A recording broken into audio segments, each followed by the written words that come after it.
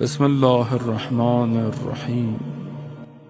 امام سے سوال پوچھا شخص جس نے حدیث کو بیان کیا، کہتا ہے میں نے مولا سے پوچھا کہ کیفا اصبحت ہو، کہ مولا آپ نے صبح کیسے کرتے ہیں، یعنی آپ کی صبح کیسے ہوتی ہے؟ تو امام دو تین باتیں بیان کرتے ہیں کہ صبح میری کیسے ہوتی ہے۔ امام فرماتے ہیں کہ میری صبح ایسے ہو رہی ہے کہ میری زندگی کا ایک دن کم ہو رہا ہے۔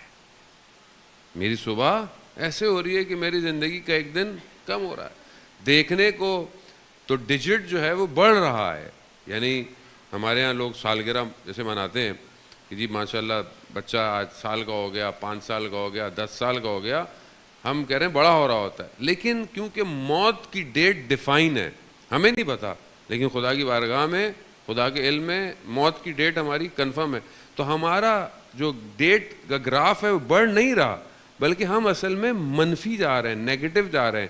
اب اس کے مرنے میں اب ہمیں تو نہیں پتا، مثال کے طور پر کسی نے 20 سال میں دنیا سے جانا ہے، اللہ کو پتا ہے، تو وہ 18 سال کی سالگرہ مناتے ہوئے کیا خوش نہیں ہوگا؟ اسے پتا ہے کہ 2 سال بعد تو کہانی تمام ہو جائے گی۔ تو یعنی ہم جتنا بڑھ رہے ہیں اصل میں ہم اپنی موت کے قریب جا رہے ہیں، اور جس طرف انسان بڑھ رہا ہو اس کی تیاری کرنی چاہیے، لیکن ہم اس کی تیاری کر رہے ہوتے ہیں جو چھوڑ کے جا رہے ہیں ہم لوگ۔ تو امام فرماتے ہیں کہ میں صبح ایسے کرتا ہوں کہ میرا ایک دن زندگی کا کم ہو رہا ہے، موت ہے، تو کیا میں جب ایسے اٹھوں کہ آج میری زندگی کا ایک دن کم ہو گیا تو آپ کی کیا فیلنگ ہوگی؟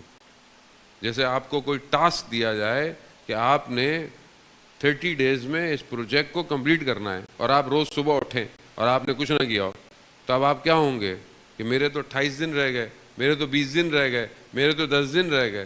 تو ہمیں کون سا ٹاسک دیا گیا ہماری زندگی میں، اور ڈیٹ ہمیں نہیں پتا، کسی کو بھی نہیں پتا، کوئی جوانی میں چلا جائے، کوئی بڑھاپے میں چلا جائے، کسی کو نہیں پتا۔ ٹاسک کیا ہے؟ ٹاسک وما خلقت الجن والانس الا لیعبدون، میں نے جن اور انس کو خلق ہی نہیں کیا مگر سوائے بندگی کے اور عبادت کے۔ تو یہ بندگی میں انجام دے رہا ہوں کہ نہیں دے رہا؟ اگر میں بندگی انجام دے رہا ہوں تو میں ابھی مر جاؤں، مجھے کیا فرق پڑتا ہے؟ اور اگر میں نے بندگی انجام نہیں دی تو میں 100 سال بھی زندہ رہ لوں، 700 سال بھی زندہ رہ لوں، تو میں نے کیا کیا؟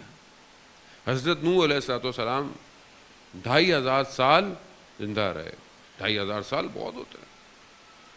آج کل تو ویسے ہی بہت شارٹ لائف ہے ہماری، تو ویسے بھی 60 سال بھی آج تو بہت مشکل سے کوئی جی لے، تو ویسے ہی بیماریاں، ہماری اپنی زندگی کا روٹین، کھانا پینا، جوان جو ہے وہ اتنی جلدی چلا جاتا ہے، پھر حادثے اپنی جگہ الگ ہوتے ہیں۔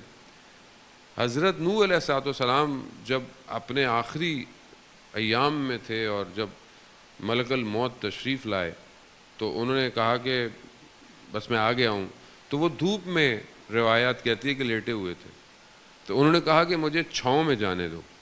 جب ان سے پوچھا کہ 2500 سال کیسے گزرے، تو یہ کہتے ہیں کہ دھوپ سے چھاؤں میں جانے کا نام زندگی ہے، یہی زندگی۔ اور ہماری زندگی تو ویسے بھی کچھ بھی نہیں ہے۔ آپ سوچیں نا کہ ہم زندہ ایسے رہ رہے ہیں، وہی اہل بیت کے کلام سے بہتر کوئی کلام نہیں ہو سکتا۔ قالا امیر المومنین علی ابن ابی طالب علیہ السلام، اللہم صلی علی محمد۔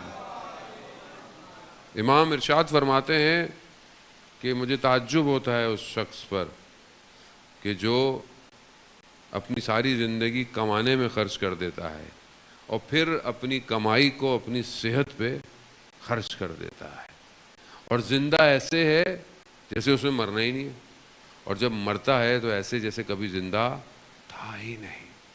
تو ہم ایسے ہی زندہ رہ رہے ہیں، ہم ایسے زندہ رہ رہے ہیں جیسے ہم نے پتہ ہی نہیں ہے کہ ہم نے مرنا بھی ہے کہ نہیں ہے۔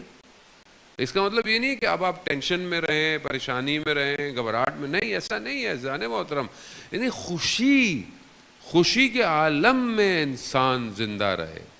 جیسے ہم چاہ رہے، جس امام کے ماننے والے ہیں وہ کہتے تھے کہ موت مجھے بالکل کس طرح ہے، تو موت میرے لیے تو ایسی کوئی چیز ہی نہیں جس سے انسان گھبرائے۔ کربلا کے جو آپ کے سامنے جو اصحاب سید الشہداء علیہ السلام ہیں، یا جوانان جو ہیں کربلا کے، وہ کیسے ہیں؟ کہ حضرت علی اکبر سے جب پوچھا گیا کہ موت، کہا بابا اگر ہم حق پر ہیں تو کیا فرق پڑتا ہے، ہم موت پہ جا پڑے یا موت ہم پہ آ پڑے، اس کا مطلب کیا؟ اس کا مطلب ہے موت لاس نہیں ہے. اس کو جب تک ہمیں معرفت حاصل نہیں ہوگی ہماری زندگی بہتر نہیں ہو سکتی. تو امام فرماتے ہیں کہ میں صبح ایسے کرتا ہوں میری زندگی کا ایک دن کم ہو رہا ہے. دوسرا امام فرماتے ہیں کہ میں صبح ایسے کرتا ہوں کہ میرے زندگی کے اعمال محفوظ کیے جا رہے ہیں. یعنی جو بھی ہم عمل انجام دے رہے ہیں وہ سیف ہو رہا ہے. جیسے آپ اپنے موبائل پہ کوئی ڈیٹا سیو کرتے ہیں، تصویریں کھینچتے ہیں، ویڈیو بناتے ہیں، وہ سیف ہو رہی ہے. آپ ایک ایک چیز آپ کی جو ہے وہ صلوات بھیجتے محمد والے میں.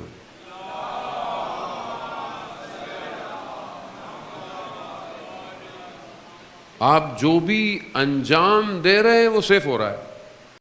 تو یہ تو ہم دنیا میں آپ دیکھیں اگر کوئی کیمرہ لگا ہوا ہے یہاں پہ ہم روز آ رہے ہیں جا رہے ہیں بیٹھ رہے ہیں سیف ہو رہا ہے. تو خدا کا کیمرہ کتنا اسٹرانگ ہے. خدا کا کیمرہ اعمالوں کو سیف کر رہا ہے، نہ صرف آپ کی موومنٹ کو بلکہ ہماری نیتوں کو بھی سیف کر رہا ہے. کیوں فرمایا گیا کہ اگر تم برائی کی نیت کرو، گناہ کی نعوذ باللہ، اور گناہ انجام نہ دو تو خدا تمہیں اس کا عذاب نہیں دے گا. لیکن نیکی کی نیت بھی کرو، صرف کہ تمہارے ذہن میں نیکی کرنے کی نیت ہو کہ تم نیکی انجام، لیکن تم انجام نہ دے سکو تو خدا پھر بھی تمہارے حساب میں نیکی لکھ دے گا. تو اس کا مطلب کیا ہے؟ اس کا مطلب ہے کہ خدا اندر سے صلوات بھیج دے محمد کا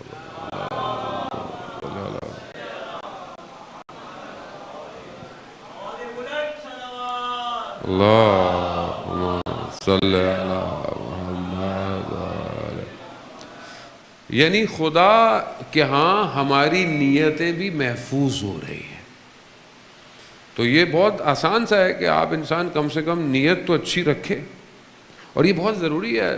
جس معاشرے میں ہم زندہ ہیں وہاں پر پازیٹیو سوچ رکھنا امپورٹنٹ ہے. کیونکہ معاشرہ ایسا ہو گیا ہے کہ انسان نیگیٹو رہتا ہے ہر وقت. میڈیا نیگیٹو کرتا ہے، باہر جائیں ہر چیز نیگیٹو ہے. اور انسان بھی سوء ظن زیادہ رکھتا ہے، حسن ظن کم. جبکہ کہا گیا ہے کہ حسن ظن رکھو. یہاں پر انسان غیبت کرتا ہے، بیٹھتا ہے انسان تیسرے شخص کی. کیونکہ ہمارے پاس جب اچھی گفتگو نہ ہو تو ہم تیسرے شخص کی برائی کرتے ہیں، ظاہر ہے. تو جب تیسرے شخص کی انسان برائی کر رہا ہے تو کیا ہوتا ہے؟ غیبت ہو رہی ہے. پتہ نہیں اس نے وہ انجام دیا ہے کہ نہیں دیا.